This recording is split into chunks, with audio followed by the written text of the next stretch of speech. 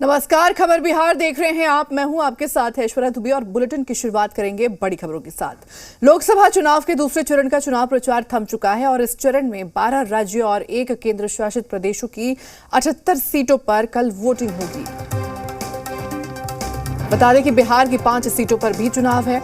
कुल 9,322 बूथों पर कड़ी सुरक्षा के बीच कल मतदान होगा। वहीं 5 लोकसभा सीटों पर कुल 50 उम्मीदवार मैदान में हैं, जिसमें 47 पुरुष और 3 महिला उम्मीदवार शामिल हैं।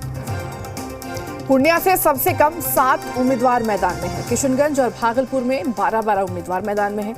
इस चुनाव की सबसे हॉट सीट जो है वो पूर्णिया है। यहाँ मुकाबला दिलचस्प बना हुआ है। पूर्णिया में जेडीयू के संतोष कुशवाहा और आरजेडी की बीबा भारती के साथ पप्पू यादव के बीच कांटे की टक्कर है। पप्पू यादव ने निर्दलीय चुनाव मैदान में उतारकर मुकाबला रोचक बना दिया है। तो वहीं मुस्लिम बाहुल किशनगंज की बात अगर करें तो यहाँ का मुकाबला दिलचस्प है। यहाँ कांग्रेस से निवर्तमान सांसद मोहम्मद जावेद आजाद, जेडीयू के मुजाहिद आलम और एआईएमआईएम उम्मीदवार अख्तरुल इमान के बीच है। भागलपुर में जेडीयू के अजय मंडल का सीधा मुकाबला कांग्रेस के अजीत शर्मा से है। अजय को मंडल बता दें कि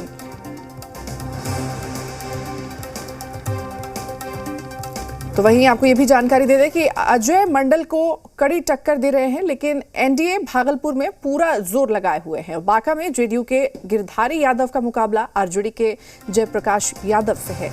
और अब इसी बीच बता दें कि जी मीडिया संवाददाता रुपेंद्र हमारे साथ जुड़ चुके हैं। रुपेंद्र, दूसरे चरण के लिए चुनाव प्रचार का शोर जो है वो थम चुका है और अब कल मतदान होने जा रहा है।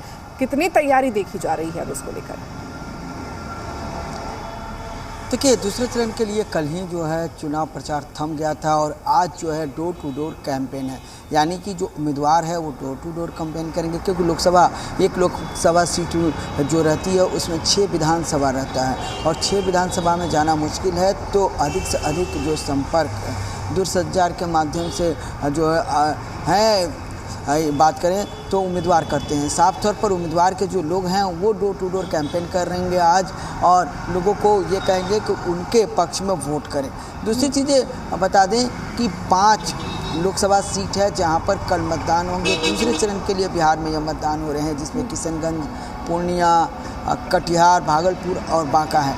सबसे अधिक उम्मीदवार की बात की जाए तो भागलपुर और किशनगंज से 12-12 उम्मीदवार हैं, तो सबसे कम उम्मीदवार पूर्णिया से हैं।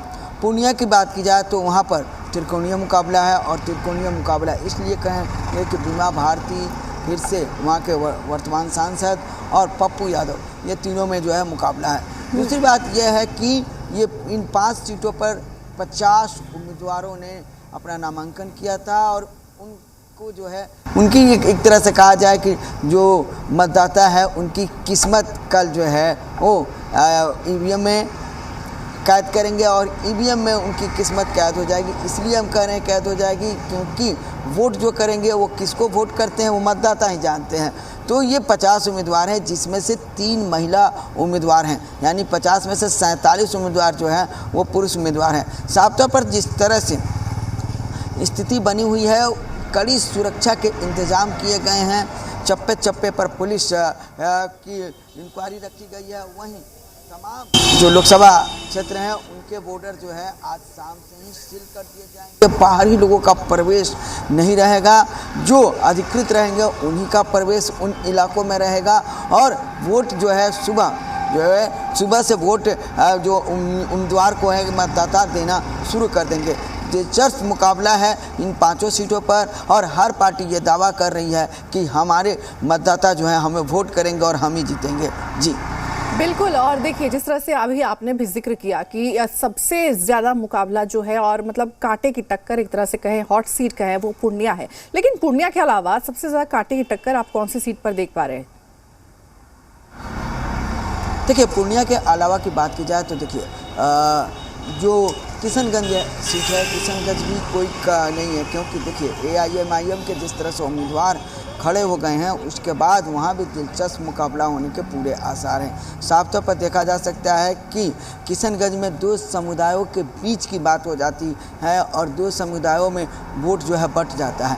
लेकिन इस बार वैसी स्थिति बहुत ही कम दिखेगी, क्या कि एक ही समुदाय के दो लोग जो हैं वो काफ़ी ताकतवर हैं और दोनों ये कहते हैं कि हम ही इस वोट को लेने के हकदार हैं। तो साफ तौर पर देखा जा सकता है कि वहाँ का मुकाबला काफ़ी टक्कर का होगा। उसके बाद भागलपुर की बात की जाए तो भागलपुर उसके बाद जो है टक्कर का मुकाबला है। जी ठीक है रुपेंद्र, बने रहिए, आगे भी खबरों पर अपडेट आपसे लेते रहेंगे, क्योंकि इस बीच और भी बड़ी जानकारियां सामने आ रही हैं, अपने दर्शकों तक वो भी पहुंचाते हैं। तो बता दें